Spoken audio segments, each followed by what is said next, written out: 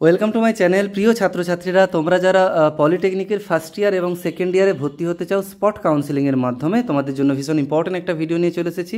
তো গতকাল দুটো ভিডিও নিয়ে এসেছিলাম যে স্পট কাউন্সিলিং প্রসেসটা অ্যাকচুয়ালি কীভাবে হবে, কবে তোমাদের কলেজে যেতে হবে সেই রিলেটেড ভিডিও বানিয়েছিলাম। তার সাথে একটা ভিডিও বানিয়েছিলাম কোন কলেজে কতগুলো সিট আছে, কারণ ওই সিট হিসাবেই তোমাকে কিন্তু একটা অনলাইনে রেজিস্ট্রেশন বা সাইন আপ করে তারপরে যেতে হবে, এবং সেই সাইন আপটা কিন্তু অলরেডি শুরু হয়ে গেছে। তো সেটা কিভাবে সাইন আপ বা রেজিস্ট্রেশনটা করবে সেই জন্য আজকের ভিডিও একটু দেখে নাও। তার আগে অবশ্যই আগের দুটো ভিডিও দেখে নিও যে কোন কলেজে কতগুলো সিট আছে, কারণ এখানে তোমাকে একটা কলেজ কিন্তু চুজ করতে হবে।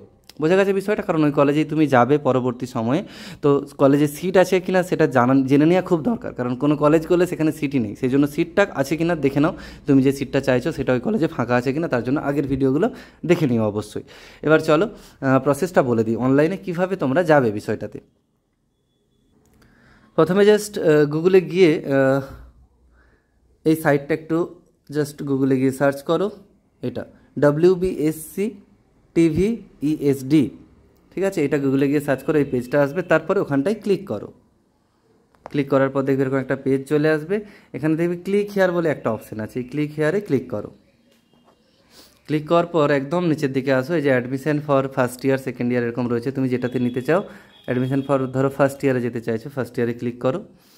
একদম নিচের দিকে চলে আসো, দেখতে পাবে এখানে স্পট কাউন্সিলিং লেখা রয়েছে, এখানে এবার ক্লিক করতে হবে। ক্লিক করলে কি আসবে দেখো।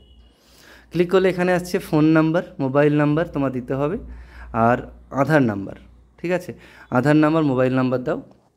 তো আধার নাম্বার, মোবাইল নাম্বার দেওয়ার পর সাবমিট করলে, এখানে যখন সাবমিট করবে এখানে একটা ওটিপি আসবে, ঠিক আছে? তোমার ফোন নাম্বারে একটা ওটিপি আসবে। তারপর ওটিপি আসার পর যেই পেজটা আসবে সেটা দেখে নাও। দেখো ওটিপি আসার পর এই পেজটা তোমরা পেয়ে যাবে প্রত্যেকে। এখানে যেগুলো ফিল আপ করতে হবে, ক্যান্ডিডেট নেম, তোমার যে ক্যান্ডিডেট তার নাম, মিডিল নাম, ফার্স্ট নাম, মিডিল নাম এবং লাস্ট নাম, তারপর বাবার নাম, মায়ের নাম, ডেট অফ বার্থ দিতে হবে, মোবাইল নাম্বার দিতে হবে। এটা আমার মোবাইল নাম্বার দিয়েই খুলেছিলাম। তারপরে ইমেল আইডি দিতে হবে, জেন্ডার, রিলিজিয়ান, কাস্ট এগুলো সব ফিল আপ করতে হবে।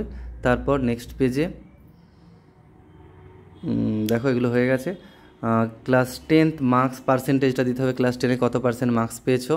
তারপর দেওয়া রয়েছে ম্যাথামেটিক্সে কত পেয়েছো পার্সেন্টেজ, ফিজিক্যাল সায়েন্স বা সায়েন্সে কত পেয়েছো, TFW আছে কিনা। TFW মানে টিউশন ফিস ওয়েভার স্কিম, তবে গভর্নমেন্ট কলেজের জন্য TFW করার কোনো মানেই হয় না, এখানে এমনিতেও কম খরচ।